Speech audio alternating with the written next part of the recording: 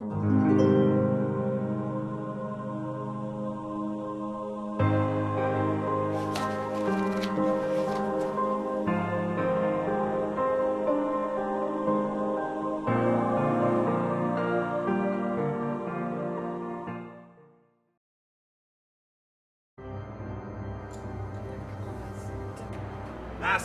Oh, now, boys, don't stop on my account. How about a show then? Yes, Master.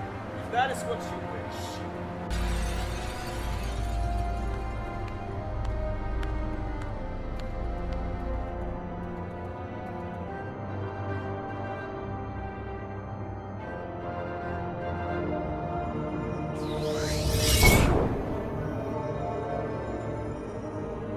We're never going to stop this!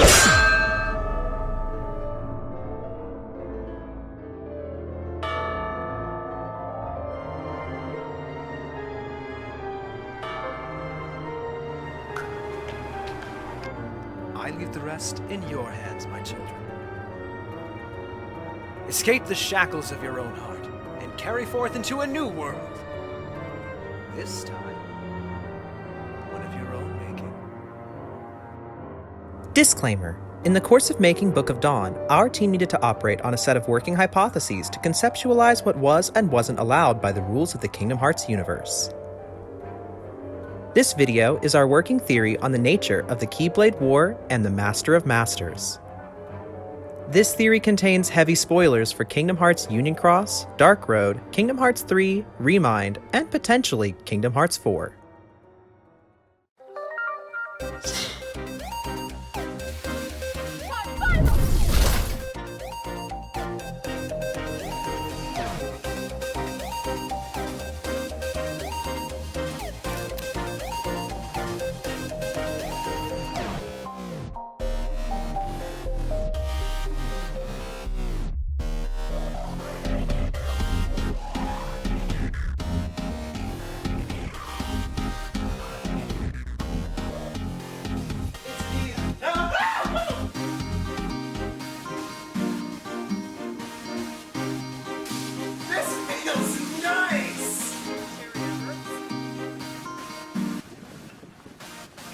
It's a selfie stick! Oh!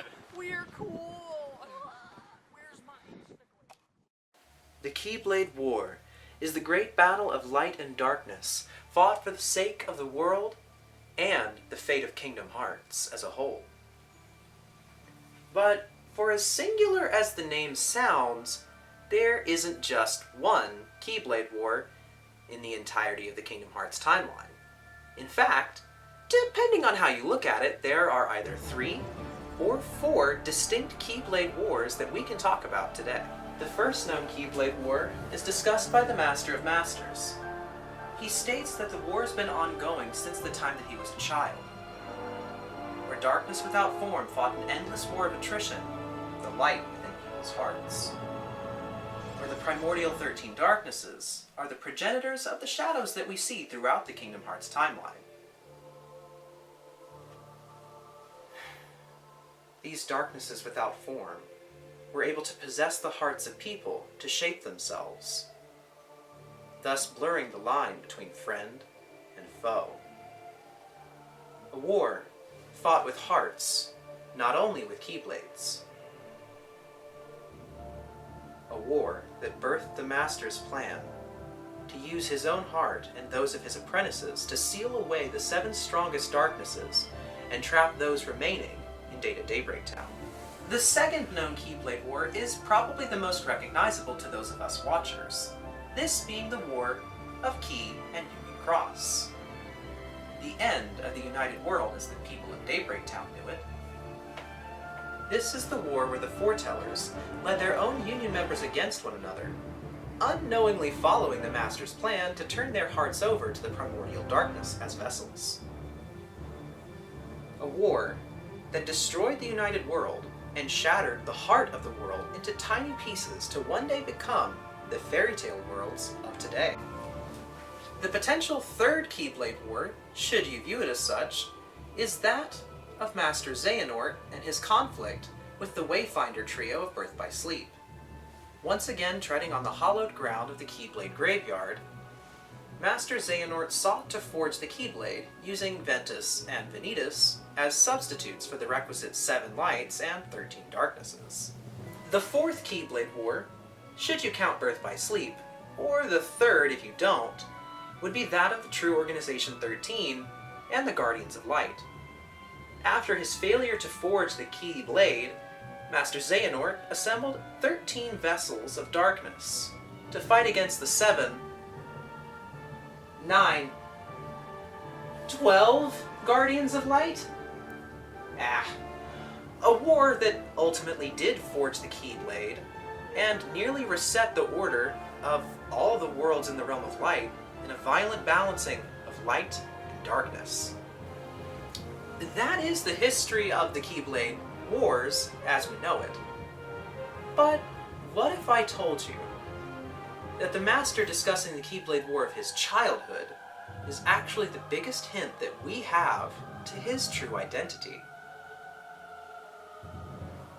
What if I told you that I cracked the code and that I know the Master's true name? Walk with me.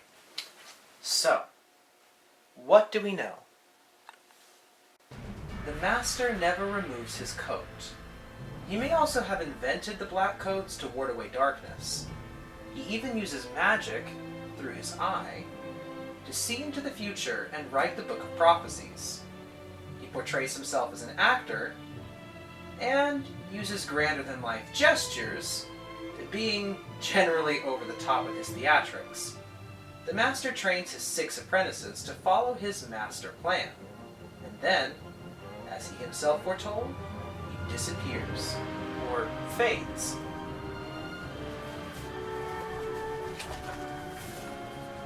In Kingdom Hearts 3 Remind, and in Dark Road, the Master speaks with young Xehanort during his tour of the worlds for his Mark of Mastery exam. In this scene, he refers to himself as a lost master. That his name would be hard to believe, and Xehanort reacts to hearing it in some form of shock. In Remind, when the Master says his name, the sound simply cuts out, and a lens flare strikes the camera, leading me at first to think his name simply was Light. As he says, seeing is believing. However, in Dark Road, his name is represented by a series of 5 blank spaces in the text box. My light theory doesn't look too bad, right? But that is a red herring. That's a lot of preface to say, I believe the Master's true identity is that of Brain. Now, bear with me, I know that sounds like a shark, but in all honesty, it just sort of makes sense to me, and I'll tell you why. We as a fandom have heavily believed that there are 2 brains present in the events of Union Cross. Definitely check out Secret Report's video on this, because I can't really summarize it any better than that, but follow me. In short, the theory goes that there are 2 brains present in the events of Union Cross. One who has not read the Book of Prophecies, but does possess a copy himself. And another who hides his face, constantly reads the book, and does not possess a copy himself. I have long since believed that the second brain is a time traveler from the future, returning to ensure that things play out according to his own plan, to save the wielders of Daybreak Town as the virus, as he puts it. From here, I make the leap to say that the Master is another such time-traveling brain. A name with 5 letters, like the blanks in Dark Road points to. Brain, who spoke with and fought against primordial darkness as a child during the time following the Keyblade War of Union Cross. Brain, who remarked about his own friends being prey to the darkness in their hearts, seeing Ven nearly overcome, and Lorium willing to injure Ven or worse. Brain, who had his own master plan to see through in the events of Union Cross, who kept the details to himself till it suited him to share them. Brain, who took his own theatricality, claiming to be a virus in the world. Each of these aspects of Brain place him closer and closer to resembling the actions of the Master, which is what makes me believe that the Master of Masters is another version of Brain's heart from the future, time traveling back to the past. Perhaps similar to the actions of Xehanort in Kingdom Hearts 1, shrouding his heart on Destiny Islands. And when his time was up in the past, his heart simply went back to his present time, in a sense, disappearing or fading from Daybreak Town altogether. We last see Brain in Union Cross, both seemingly unpossessed by Luxu, waking up and missing Link, Scala, and Kailu, and as a likely Luxu-possessed version in the Keyblade Graveyard pulling the black box in the next scene. So, whether the Master is simply Brain's heart alone, or a Luxu-possessed Brain time-traveling back, I'm not so sure. We have seen it's possible for fused heart beings like Ansem and Xemnas to time travel back without their combined hearts separating, Xehanort Riku in Ansem's case, and Xehanort Terra in Xemnas's. But, more important supporting evidence from Dream Drop Distance is that there seemingly isn't a limit to the number of versions of the same heart that can time travel to the same point in time. We see 3 versions of Xehanort present during this scene on Destiny Islands. And then again, we see tons of different versions of Xehanort present at the end of the game to represent the true organization. Though it's unclear if these 2 scenes take place in the Realm of Light or the Realm of Sleep, so who's to say if different realms impact the laws of time travel? Finally, Brain's name's the only 5-letter name that I can think of that would actually shock Xehanort.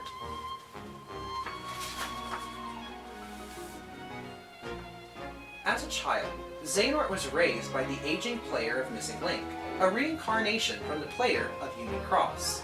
In his childhood, Xehanort was able to link his heart to players, and see memories of their life and learn about Brain, Ephemer, Skuld, and Ben, or even regarding them as long-lost friends during the events of Dark Road.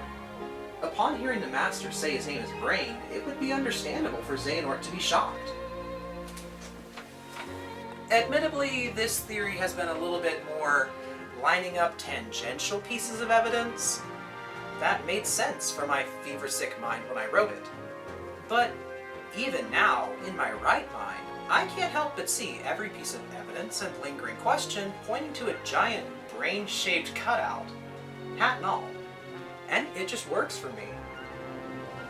Now, if only I could find out what's inside the box. Ugh. If it took me being so sick as to be on death's door for this theory, and to peer into the mind of Nomura even for a second, I don't look forward to doing it again to figure out what's inside the black box. You can stay a secret. Kingdom Hearts 4, please? Missing Link, please? We'll see. Anyway, that about wraps it up for this theory, guys. Let us know down in the comments below what you think. And remember, be gentle and polite, guys. This is a crackpot theory, and just because it works for me doesn't mean it's going to work for everybody. But I'd still love to know what you guys have to say. Who do you think the Master of Masters truly is? Do you think it's Demyx? Can it be Demyx time? Had to get that out of my system.